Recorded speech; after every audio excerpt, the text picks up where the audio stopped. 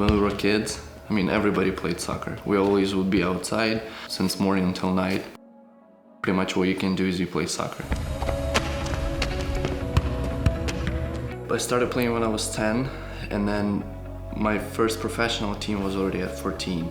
You want to be popular, and it's like people know you, and it was fun.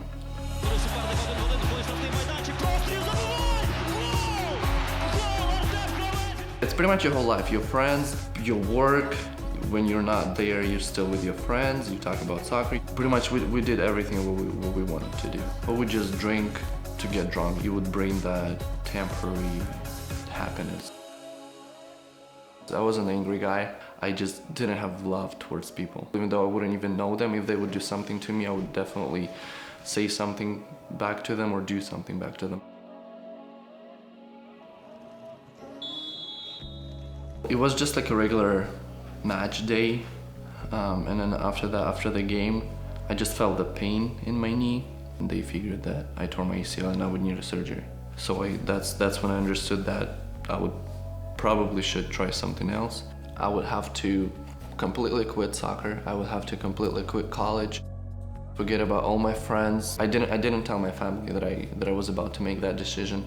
I'm really close with my family, and that probably was the biggest thing for me and for them. I felt kind of fear, but again at that time I understood that I need a future.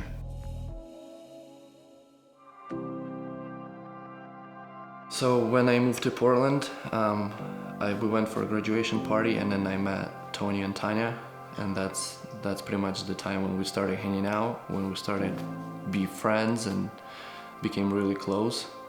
I started going with them to church on Sundays, and then we had our youth meetings on Sunday nights. I would start to attend those, but little by little, yeah, I became closer to God. I started understanding a lot of things. And then one day I was driving back from youth meeting, and I felt some kind of like something that I didn't feel before. It was God's presence on me, and I felt that just kind of like guilt, just the life that I lived was not the right way, and I repented before God for everything I would have done. And then I feel like God showed up in my life personally that night.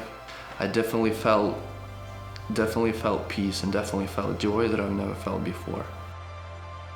So after living in Portland for less than a year, Tony and Tanya, they have family here in Springfield, and they decided to move, and they asked me if I want to move with them, and we moved. I already knew that there would be a church opening, like American church, started by Russian people. And that evening, I went to connect. I felt accepted, even though nobody pretty much knew me. That's the time when I started serving, and I started growing in God. As soon as I started serving, I received love. It was just some kind of unexplainable love towards people that you don't even know. I've never experienced the same amount of love for me, the same amount of joy, and this is the joy that doesn't fade away. Семью Tim and Stephanie Sasoyenko. Здравствуйте друг друга. And if somebody would ask me 5 years ago that this will happen to you, I wouldn't ever say that, yeah, it's a possibility, even 1%. But God definitely made a miracle, and I just felt that there's nothing that can kind of fill that joy, fill that gap. The only joy that I can get that will be for the long time is to have a relationship with God. I had a pretty strong character, and the God completely melted it. The God completely changed me. It's a lot more than everything what I've had before. All the partying and money and friends and all that stuff, it's nothing compared to what I have right now.